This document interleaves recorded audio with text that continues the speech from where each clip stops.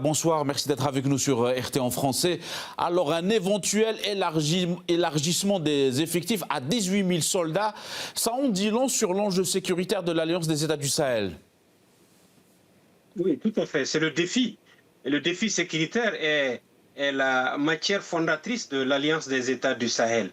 De 5 000 hommes, les hommes qui sont désormais déployés à l'aéroport de Niamey au Niger sont montés à 10 000 hommes. Aujourd'hui, on voit cela s'étendre à 18 000 hommes et concomitamment, il y a également les préparatifs juridiques d'intervention interétatique, parce que l'AES est une confédération aujourd'hui, mais la réalité, c'est 3 entités, 3 États qui gardent leur indépendance. Donc, cette montée en puissance doit se sentir sur le terrain, doit se sentir sur le plan juridique, doit se sentir dans l'interdépendance, l'intervention simultanée sur les espaces des 3 États qui composent l'Alliance des États du Sahel, à savoir le Niger, le Burkina Faso et le Mali. Donc ça, c'est un signal fort, en tout cas, cette montée en puissance et cette montée en nombre des forces unifiées de l'Alliance des États du Sahel.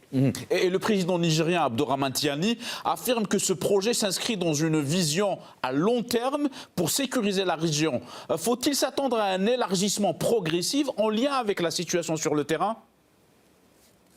Concrètement, c'est 2 mamelles qui se tiennent, c'est les 2 pieds de cette béquille-là pour que ça puisse se coller. Parce que s'il y a un plan sur lequel ils sont bien attendus, si les autorités des 3 pays, des États de l'Alliance du Sahel sont attendus sur le plan sécuritaire d'abord. Et cette violence-là, qui est la cause, est amenée à être jugulée de part et d'autre. Mais il faut une interdépendance, il faut un combat au-delà des frontières. Le président Tchani l'a donné, le président Goïta a mis les bases, le président Abdourahmane Ibrahim Traoré est en train de concrétiser cela, et tous ces 3 chefs d'État se tiennent, parlent, échangent, communiquent, essaient de répondre par du concret, de 5 000 hommes à 10 000 hommes, de 10 000 hommes à 18 000 hommes, sur le terrain, au Mali, au Burkina et au Niger. C'est le résultat maintenant qui reste et qui est attendu pour que ce terrorisme-là soit jugulé à jamais sur cette période, car les populations en ont souffert, les populations ont payé les plus forts, les armées ont payé les plus forts, l'armée du Mali, l'armée du Burkina Faso, l'armée du Niger, ils ont payé le plus fort. Aujourd'hui, une armée unifiée est là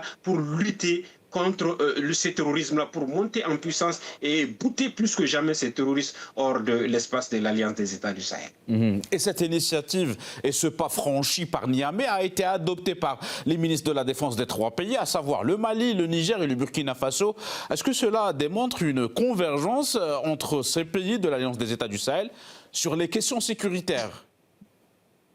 Complètement, parce que s'il y a une réussite de cette alliance-là, c'est que désormais, Niamey, Bamako et Ouaga partent de la même voie par rapport à la diplomatie sur les FOURA. Dans le cadre du développement, la Banque du développement BCS est créée pour ça, la Banque de l'AES pour le développement est créée pour ça, pour lever des fonds et développer les zones. Dans le cadre de la défense, ces armées sont équipées concomitamment par des partenaires techniques comme la Russie, la Fédération de Russie, mais aussi par la Chine, par la Turquie et d'autres puissances. Et indépendamment de cela, aujourd'hui, il y a une force unifiée qui est en place, qui a mis du temps, qui est en train de monter en puissance, qui est également équipée par ce partenaire-là, qui peut intervenir sur les théâtres des opérations, qui est concrétisé, soutenu par l'opinion de ces pays-là, qui est mise en œuvre par ces chefs d'État, le général Abdourahmane Tiani pour le Niger, le général Assimi Goïta pour le Mali et le capitaine Ibrahima Traoré pour le Burkina Faso et le président en exercice de l'Alliance des États du Sahel. C'est une réalité, cette montée en puissance maintenant, qu'il y a des victoires qui veulent couronner tout cela pour la paix, pour le développement et surtout pour la défense des populations de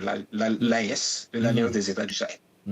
Merci infiniment pour ce décryptage, M. Tiembel Guimbayara. Je rappelle que vous êtes analyste politique et directeur de Médias Africains. Vous étiez avec nous en direct depuis la capitale malienne, Bamako. Merci à vous, M. Guimbayara. Merci infiniment.